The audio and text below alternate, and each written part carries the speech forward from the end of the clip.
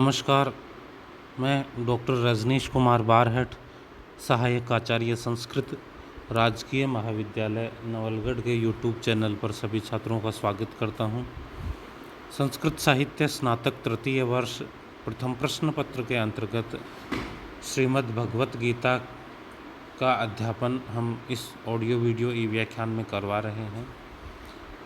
गीता महाभारत के षष्ठ पर्व भीष्म पर्व का संकलित अंश है, जिसमें कुल 18 अध्याय है। इन 18 अध्यायों में से हमारे पाठ्यक्रम में द्वितीय, तृतीय और चतुर्थ अध्याय संकलित है। द्वितीय अध्याय का संपूर्ण अध्यापन हमने करवा लिया है। तृतीय अध्याय के भी कुछ श्लोकों का अध्यापन हमने करवा लिया है। आज के इस ऑडियो वीडियो ई व्याख्यान में हम तृतीय अध्याय के कुछ महत्वपूर्ण श्लोकों का अध्यापन करवाएंगे। तृतीय अध्याय कर्मयोग से संबंधित है, जिसमें कर्म की महत्ता का प्रतिपादन भगवान श्री कृष्ण द्वारा अर्जुन के सम्मुख किया गया है। कर्मयोग वाले इस अध्याय में कर्म को ही सबसे महत्वपूर्ण मानते हुए प्राणी मात्र के लिए कर्म की अनिवार्यता का प्रतिपादन किया गया है। श्लोक संख्या 21 है। वाचन है, यद यद आचरति श्रेष्ठस्तत्तत् देव तरो जनः स यत् प्रमाणम कुरुते लोकस्तदनु वर्तते।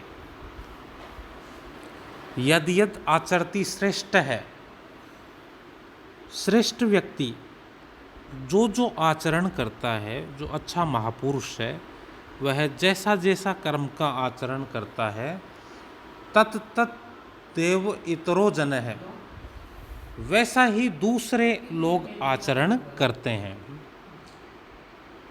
स यत् प्रमाणम कुरुते, स वह व्यक्ति जो श्रेष्ठ व्यक्ति है, यत् प्रमाणम कुरुते जो प्रमाण पेश करता है, प्रमाण रूप में कार्य करता है, लोकस्तदनु वर्तते, लोके यानी संसार है, प्रजा है, तद अनुवर्तते उसका अनुसरण करती है।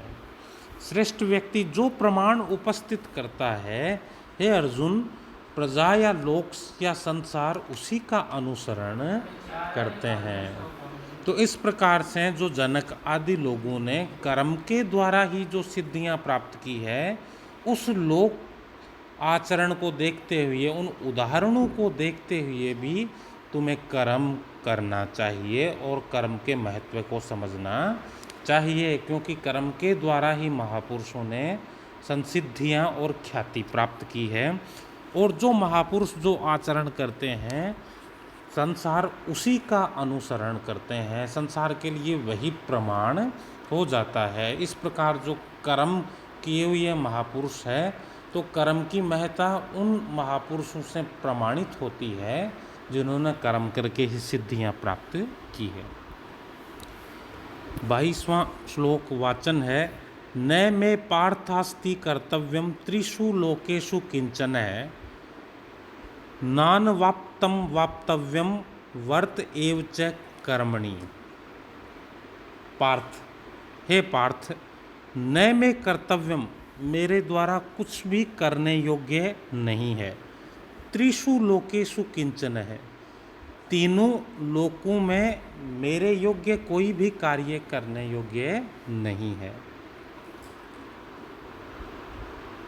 अनवाप्तम अवाप्तव्यम न, और न ही कोई ऐसी वस्तु है जो मेरे द्वारा प्राप्त करने योग्य है, जो अप्राप्त वस्तु मेरे द्वारा प्राप्त की जानी है, वो भी ऐसी कोई वस्तु नहीं है।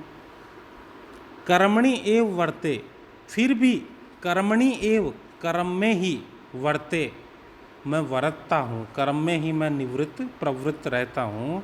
यद्यपि मेरे द्वारा तीनों लोकों में कुछ भी करने योग्य कर्म नहीं है, और न ही ऐसी कोई वस्तु है जो मेरे द्वारा प्राप्त की जाने योग्य है, तथापि मैं कर्म में प्रवृत्त रहता हूँ।